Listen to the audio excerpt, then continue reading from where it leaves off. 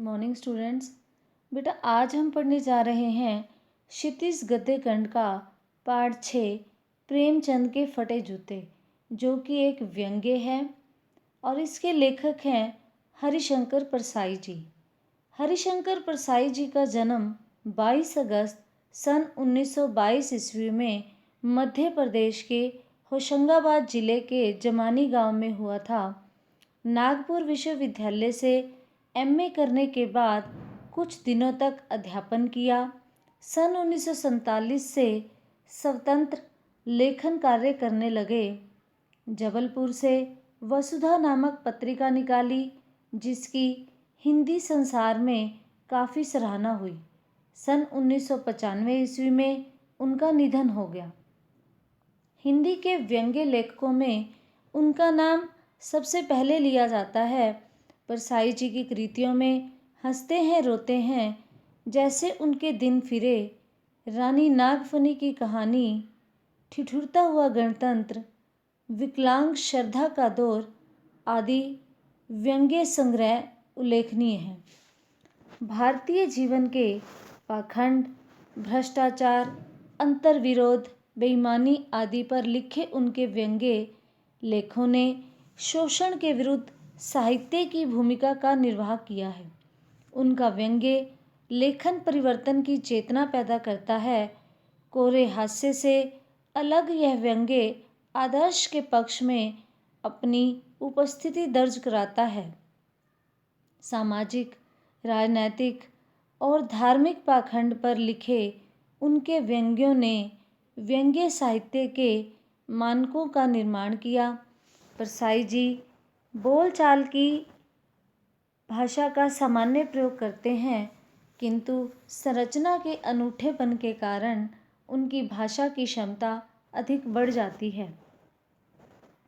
प्रेमचंद के फटे जूते शीर्षक निबंध में परसाई जी ने प्रेमचंद के व्यक्तित्व की सादगी के साथ एक रचनाकार की अंतर्भेदी सामाजिक दृष्टि का विवेचन करते हुए आज की दिखावे की प्रवृत्ति एवं अवसरवादिता पर व्यंग्य किया है।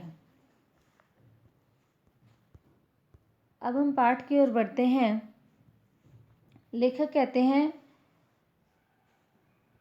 कि प्रस्तुत पाठ में सुप्रसिद्ध साहित्यकार प्रेमचंद जी की वेशभूषा तथा उनके जूतों के माध्यम से एक और जहां प्रेमचंद के सादगीपूर्ण उच्च विचार को पाठकों के सामने प्रस्तुत किया गया है, वहीं समाज की स्वार्थपरता, अवसरवादिता, दिखावटीपन, दोगले चरित्र, धोखेबाजी की प्रवृत्ति पर करारी चोट की गई है।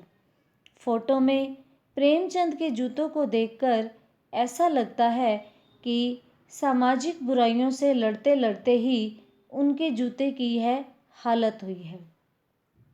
लेखक के सामने प्रेमचंद का एक फोटो है जिसमें वे अपनी पत्नी के साथ हैं। फोटो में वे धोती कुर्ता पहने हुए तथा सिर पर टोपी लगाए हुए हैं। कनपटी चिपकी, गालों की हड्डियां उभरी तथा चेहरे पर घनी मूछें हैं। पाँव में कैनवस के बेतरतीब बंद वाले जूते हैं। उसके बंद के लोहे की पतरी गायब हो गई है। उन्हें किसी तरह बांध लिया गया है। बाएं पैर का जूता फटा है, जिसमें से पैर की उंगली दिख रही है। लेखक सोचता है कि यदि यह उनकी फोटो की पोशाक है तो पहनने की कैसे होगी। लेखक सोचता है कि साहित्य के इस पुरखे को अपने जूते फटे होने का जरा भी एहसास नहीं है। कोई भी लज्जा या झेप नहीं है, क्योंकि चेहरे पर बड़ी बेपरवाही भरा विश्वास है। उनकी अधूरी मुस्कान देखकर लेखक सोचता है कि यह मुस्कान नहीं है, इसमें उपहास एवं व्यंग्य छिपा है। ऐसा लगता है कि वो फोटो खिंचाने के इच्छुक नहीं होंगे। पत्नी के बार बार कहने पर उनको टाल नहीं सके होंगे। और अच्छा कहकर फ़ोटो खिंचाने बैठ गए होंगे। इससे अच्छा तो वे मना ही कर देते। लेखक फ़ोटो को देखते देखते उनके क्लेश को भीतर तक महसूस करके रोने की स्थिति में आ जाता है। वह सोचता है कि लोग फ़ोटो खिंचाने के लिए जूते, कोट और यहाँ तक कि दूसरों की बीवी तक उधार मांग लेते हैं। लोग इत्र लगाकर फ़ोटो खिंचवाते हैं ताकि फ़ोटो में खुशबू आ जाए। गंदे से गंदे आदमी को भी फ़ोटो खिंचाने की सुविधा मिलती है, लेकिन प्रेमचंद तस्वीर को महत्व ही नहीं देते हैं। लेखक मानता है कि आज टोपी जूतों से सस्ती है और जब उन्होंने यह फ़ोटो खिंचवाया होगा तब भी सस्ती रही होगी। महान कथाकार, उपन्यास सम्राट, युग प्रवर्तक आदि नामों से प्रसिद्ध होने वाले ने फ़ोटो में भी ऐसे जूते पहने हुए हैं। लेखक का कहने का भाव यह है कि प्रेमचंद जी जब पत्नी के बार बार आग्रह करने पर फ़ोटो खिंचाने बैठ जाते हैं तो वो अपनी वेशभूषा की तरफ ध्यान नहीं देते। उनकी नज़र में यह सत्य है कि वे जैसे हैं वैसे ही दूसरों के सामने प्रकट होना चाहते हैं, यानी कि फ़ोटो में भी उनके जूते फटे हुए थे। लेखक प्रेमचंद के जूते से अपने जूते की तुलना करते हुए कहता है कि उसका भी जूता कोई अच्छा नहीं है। ऊपर से अच्छा दिखने वाले जूते का तला घिसा हुआ है, इससे अंगूठा घिसकर लहूलुहान हो गया है।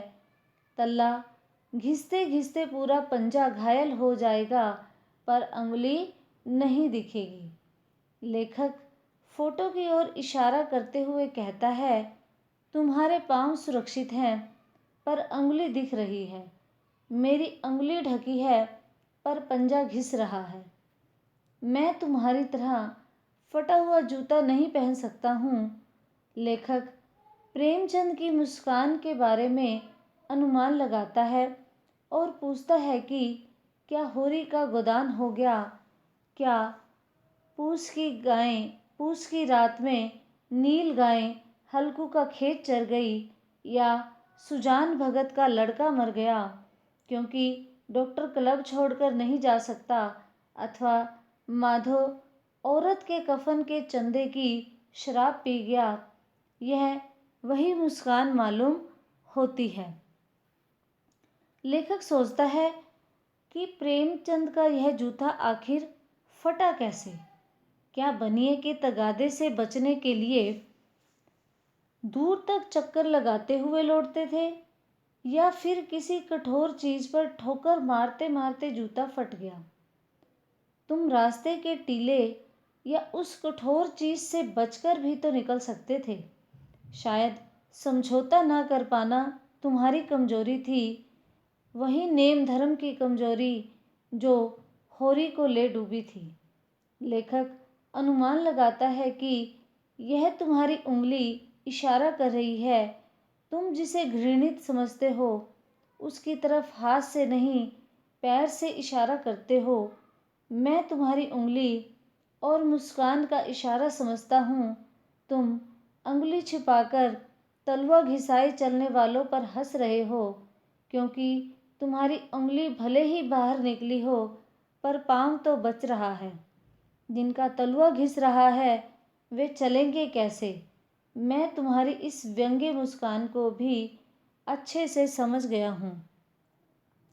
इस पाठ में मुख्य रूप से यह बताया गया है कि दिखावे की प्रवृत्ति, कि अक्सर लोगों में दिखावे की प्रवृत्ति होती है, चाहे उनकी जेब में पैसे हों ना हों। दिखावा करने के लिए कर्ज उठाकर वह सब करते हैं जो लोगों को पसंद है, जबकि रियल लाइफ में ऐसा नहीं होता। अगर हम दिखावे की प्रवृत्ति की ओर बढ़ते चले जाते हैं, चाहे जेब में पैसे नहीं हैं, तो इससे क्या होगा कि हमारा ही नुकसान है। दिखावे के लिए हम कर्ज उठाएंगे और समय पर अगर नहीं दे पाए तो दिक्कत हमें ही आने वाली है। इसलिए दिखावे की प्रवृत्ति की ओर नहीं बढ़ना, हम जैसे हैं वैसे ही अच्छे हैं, यानी कि जो हमारी हैसियत है उसी के अनुसार चलना ही हमारे जीवन की सच्चाई है।